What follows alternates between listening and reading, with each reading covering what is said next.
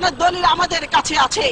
এই সংসদে ওনাদের দুর্নীতির কথা আমরা জাতির সামনে তুলে ধরে সরকারের মুখোশ আমরা উন্মোচন করব। মাননীয় স্পিকার, আমার কাছে একটি বই আছে, মতিউর রহমান রিন্টুর লেখা আমার ফাঁসি চাই। আমি যদি এই বইটি এখানে পড়া শুরু করি, ওখানে বসে ওনারা বান্দরের মতো লাফালাফি করবেন। মজার বিষয়, ওয়াক আউট করতে পারবেন না। মাননীয় স্পিকার, সম্প্রতি 4টি সিটি কর্পোরেশন নির্বাচনে 18 দলীয় প্রার্থীর বিপুল বিজয় ঘোষণা করছে বাংলাদেশের আগামী দিন নিপীড়িত নির্যাতিত মানুষের নেত্রী বেগম খালেদা জিয়া। মাননীয় সদস্য, আমি আপনাকে 270 বিধি অনুসরণে বক্তব্য রাখার অনুরোধ জানাচ্ছি।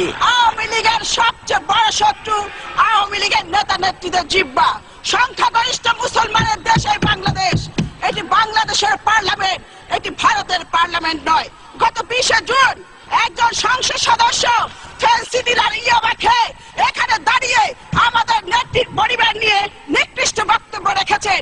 এই বক্তব্য কুৎসিত, নোংরা, অন্ধকার জগৎ থেকে উঠে আসা নর্দমার কীটের পক্ষে সম্ভব। মাননীয় স্পিকার, এই অসত্য, নিকৃষ্ট, কুরুচিপূর্ণ, অমার্জিত বক্তব্যের জন্য তাকে জাতির কাছে ক্ষমা চাইতে হবে। মাননীয় স্পিকার, আমাদের নেত্রীর পরিবার নিয়ে এখানে নোংরা ইতিহাস পাঠ করা হয়েছে। আমি থুতু ছিটাই তার মুখে। তিনি সিদ্দিক সালিকের একটি বইয়ের কথা বলেছেন। আমি চ্যালেঞ্জ দিয়ে বলতে চাই, এই নামে কোনো বই নেই। উনার স্বপ্ন দোষ আছে, উনি এটি স্বপ্নে দেখেছেন। মাননীয় স্পিকার, এই বইয়ের লেখক এবং প্রকাশক উনার নেত্রী এই সংসদে বসে যিনি এমপিদেরকে নোট পাঠান অশালীন ভাষায়। মাননীয় সদস্য, আপনি বাজেটের উপর বলুন। বাজেটের উপর বলুন। এক নম্বর ব্যক্তি যদি ঠিক হয়ে যায়, আমরা সকলে ঠিক হয়ে যাবো। মাননীয় স্পিকার, যিনি আমাদের নেত্রীর পরিবার নিয়ে এখানে কুৎসারটনা করেছে, তিনি পলিটিক্যাল পোস্টেড। মাননীয় স্পিকার, কলকাতা সিভিল কোর্টের উকিল ছিল মিস্টার চণ্ডী দাস। তার এক মেয়ে ছিল যার নাম গরিবালা দাস। চণ্ডী দাসের সহকারী উকিল মিস্টার অরণ্য কুমার চক্রবর্তী চণ্ডী দাসের কলিকাতাস্থ বাসায় নিয়মিত যাতায়াত করত। সেই সুযোগে গরিবালার সাথে অরণ্য কুমার চক্রবর্তী অবৈধ সম্পর্ক গড়ে উঠে গরিবালা গর্ভবতী হয়ে পড়ে। গরিবালা যখন বুঝতে পারলেন তিনি গর্ভবতী হয়েছেন, তখন গরিবালা অরণ্য কুমারকে বিয়ে করার জন্য চাপ দেন। অরণ্য কুমার বিয়েতে রাজি না হয়ে অবৈধ সম্পর্ককে অস্বীকার করেন।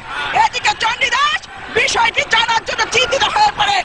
এরই মধ্যে গরিবালা 12/12/1920 তারিখে একটি পুত্র সন্তানের জন্ম দেয়। তার নাম হয় দেবদাস চক্রবর্তী।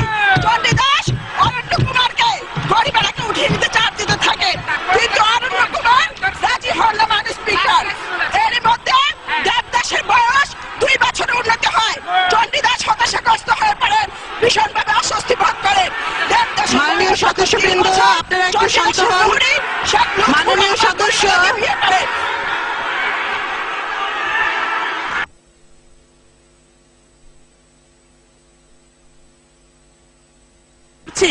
মাননীয় সদস্য, আমি আপনার দৃষ্টি আকর্ষণ করছি। মাননীয় সদস্যবৃন্দ, আপনারা বসুন। বসুন, সবাই বসুন। বসুন। মাননীয় সদস্য, আমি আপনার দৃষ্টি আকর্ষণ করছি। মাননীয় সদস্য, আপনি 270 বিধি অনুসরণে বাজেটের উপর বক্তব্য দিন। মাননীয় সদস্য, ওনাকে মাইক দিন। ধন্যবাদ। মাননীয় স্পিকার, আপনি আমাকে বাজেটের উপর বক্তৃতা দিতে বলেছেন, কিন্তু গত 20 তারিখে যে বক্তৃতা দেওয়া হয়েছে, আমি আপনার কাছে প্রশ্ন রাখতে চাই, এটা কি বাজেট বক্তৃতা ছিল? মাননীয় স্পিকার, আমি এখানে বক্তব্য দিব, আমি শুধু পাল্টা জবাব দিব। আমি বাজেট নিয়ে অবশ্যই বলবো। মাননীয় স্পিকার, আর আপনি আমার শব্দের মধ্যে এক্সপান্স করার মতো কোনো শব্দ পাবেন না। মাননীয় স্পিকার, লেট মি সে। মাননীয় স্পিকার, জনাব মাল মুহিত যে বাজেট দিয়েছেন, এই বাজেট এদেশের মানুষের হতাশা ক্ষুব্ধ হৃদয়ে বেদনার দীর্ঘশ্বাস। মাননীয় স্পিকার,